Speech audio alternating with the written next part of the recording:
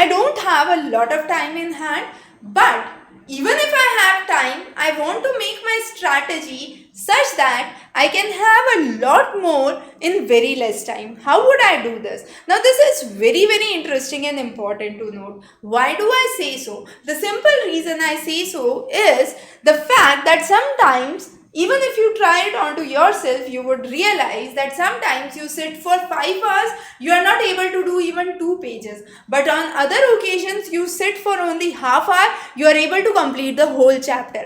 Why does it happen? This is all the game of concentration. So if you plan that you want to study today for this many duration, make sure you are 100% into your studies. You are not thinking about your family, you are not thinking about your workplace, you are not thinking about anything in the world.